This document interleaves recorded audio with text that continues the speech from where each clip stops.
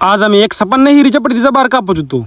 तर काय विषय पब्लिक, मी ब्लॉगर पाव्या आणि स्वागत आहे तुमचं सगळ्यांचं पुन्हा एका नव्या मिनी ब्लॉग मध्ये. आज सकाळ सकाळी लाकडाला एका बाराचा आकडा बांधून डायरेक्ट आपल्या मौटीच्या रानात आलो, कारण आपल्यालाच मौटीतला फड पेटवायचा होता. मग आल्या पहिल्यांदा रानाच्या कडेला असणाऱ्या बुरी खाली सगळाचा ढीग लावला आणि डायरेक्ट इथं काढ लावून टाकली. बुरी खाली जायला लावल्यानं बुरी सगळी जळून जाते, तिची काटे बिटे जळून जाते. मग बुरी तोडायला आपल्याला सोपं काम होऊन जाते. त्यामुळे फड पेटवायच्या आधी रानाकडे असणाऱ्या आजूबाजू सगळी घाण पिटून टाकायची. आता जेवढ्या वरपर्यंत जाळ जाणार तेवढ्या वरपर्यंत बोरची झाड जळत जाणार, राहिलेला बाकी सगळा वाड्यात टाकून घेतला आणि वाड्यातली बी घाण जाळून घ्यायची. म्हणलं पहिल्यांदा वाऱ्याची दिशा बघितली कुठल्या साईडला आणि त्याच्या विरुद्ध दिशेने आपल्याला फड पेटवायचं आहे. असं केलं की जास्त जाळ होत नाही, त्यामुळे आपला आजूबाजूचा ऊस पण करपणार नाही. आता जर संध्याकाळचा फड पेटवला असतं तर आपल्याला सैराड मधला सीन बघायला भेटला असता, पण भावानं आपल्याला काय अडचण नाही, त्यामुळे दिवसाचा फड पेटवला आहे. फड पेटवून झाल्यानंतर परत आम्ही आलो विहिरीवर. आज आपल्या विहिरीवर आपल्याला पाईप टाकायची होती वड्यातनं डायरेक्ट हिरीत आपल्या. आज दुपारपर्यंत आपल्या कॅनलला पाणी येणार आहे आणि ती कॅनचं पाणी एकच दिवस असते, मग एका दिवसात आपली काही विहीर भरत नाही. मग म्हटलं डायरेक्ट वड्यातनं पाईप टाकायची म्हणजे आपली हिर पाटपाट भरली. मग डायरेक्ट मशीन बोलवून घेतली आणि डायरेक्ट कामाला सुरुवात करून टाकली.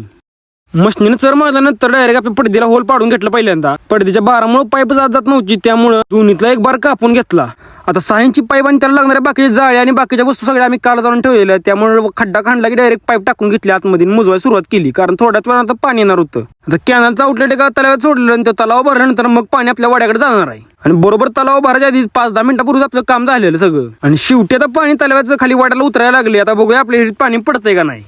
आता यासलं कॉफी सारखं पाणी बघितल्यानंतर मला असं वाटतंय की विहीर पाण्यानं नाही तर गाळच भरणार आहे सगळी आता, कारण डायरेक्ट पाईप टाकल्यामुळे सगळी माती आपल्या हिरीत शिरायला लागली. आता मग थोड्या वेळानं पाणी ऑटोमॅटिक शुद्ध यायला लागलं. तर पब्लिक आजचा व्हिडिओ आपल्याला समजा व्हिडिओ आवडला तर लाईक करा आणि चॅनलला सबस्क्राईब करा विसरा नाही. भावना भेटूया एका नवीन व्हिडिओमध्ये.